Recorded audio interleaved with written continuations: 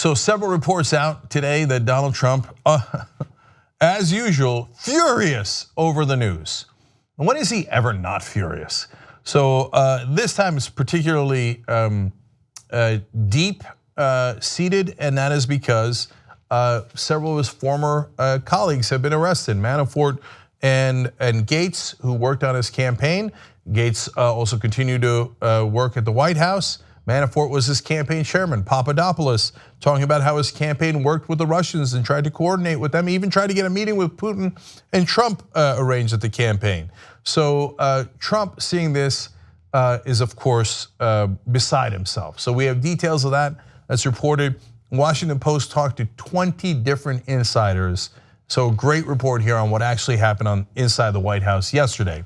So they explained, separated from most of his West Wing staff, who fretted over why he was late getting to the Oval Office, Trump clicked on the television and spent the morning playing fuming media critic, legal analyst, and crisis communication strategist, according to several people close to him. Of course he did. That's all he ever does. He was late to work, and his work as president of the United States, he was late because he was watching TV. Every story about him is about how emotionally immature he is.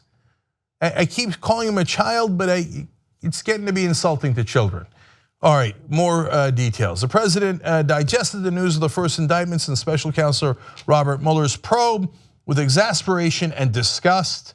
These people said he called his lawyers repeatedly, he listened intently to cable news commentary, and with rising irritation, he watched live footage of his one-time campaign advisor and confidant, Paul Manafort, turning himself into the FBI.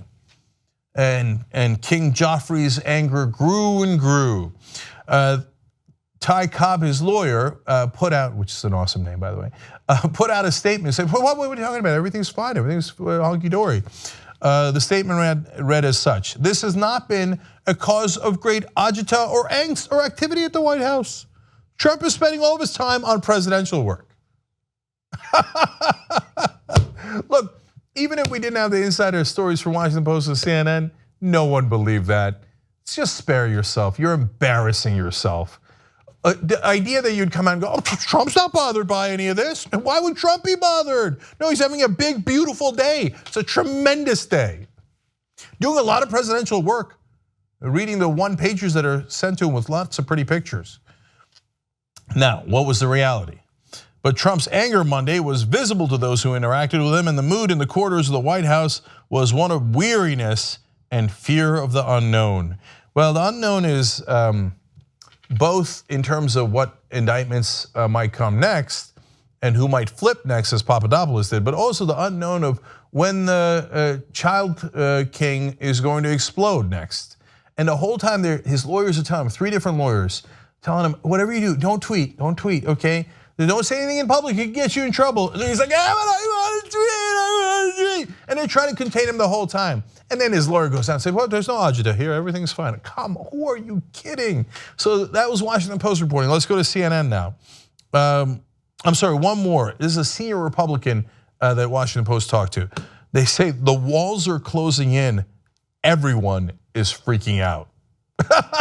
What happened to no angst? Okay, now we go to CNN. They describe Trump's cantankerous mood. He's fine, another one from CNN. Though they acknowledge that attempts to rein in Trump's behavior often result in the president's entrenching himself in the very actions his advisors recommended against. So as his lawyers and advisors tell him, please, whatever you do, don't strike out at Mueller. Don't threaten to fire him. It'll look like obstruction of justice. Don't say that you might pardon someone. That's definitely obstruction of justice. Please don't use it. Oh yeah. This absolute buffoon is the commander-in-chief. And by the way, why do you think the man-child is so angry? You think he's angry because he didn't do it? No, the walls are closing in. He knows what his advisors don't, that he actually did do it. So I'm gonna get to that now. One more from Washington Post on his anger. Trump is also increasingly agitated by the expansion of Mueller's probe into financial issues beyond the 2016 campaign and about the potential damage to him and his family. That's what he's most upset about. What he knows is that he did do it. And by doing it, I don't mean just trying to get the Russians to send him hacked emails.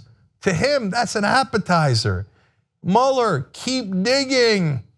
What he doesn't want you to hit is the mother lode of his money laundering for the Russians that has been going on for a long, long time. Now, yes, I grant you that part is my speculation, and I've been saying it from day one, but I say it based on publicly available evidence.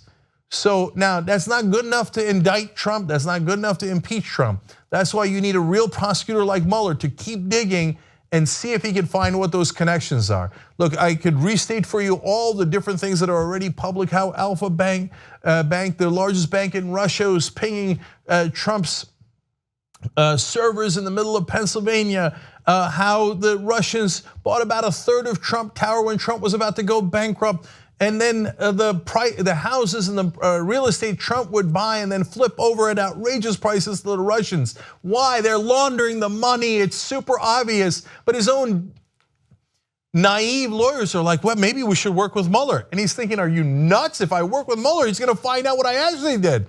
That which brings us to these last two issues. There's a top advisor to and a friend of Trump named Thomas J. Barack Jr. And he has been shielding Rick Gates, one of the guys who just got arrested, for a long, long time. And some of the people inside the White House are angry at him. They're like, did you continue to employ Gates and keep him at the White House past Manafort's time? You know, he could be potentially toxic because he was working with Manafort, and we already knew Manafort was in a lot of trouble.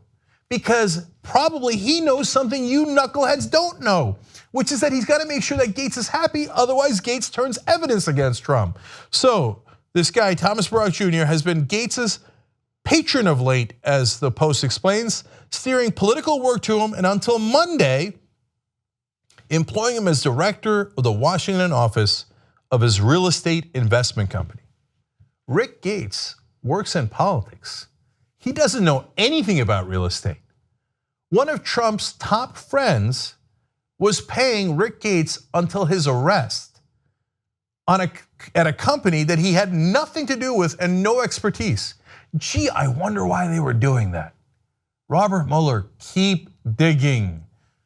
One last one for you guys. Cobb, that aforementioned White House lawyer, has been a leading voice inside the West Wing to urge cooperation with Mueller's investigation. White House Chief of Staff John Kelly has reinforced that argument inside the administration. Both have told Trump that providing Mueller with information, including potentially an interview with the president himself, would allow the investigation to reach a conclusion quicker.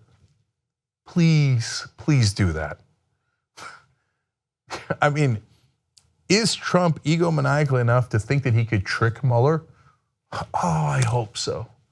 Please go and do an interview with Mueller. If Trump is on the record, if it's sworn testimony, do you have any idea how many times he'll lie?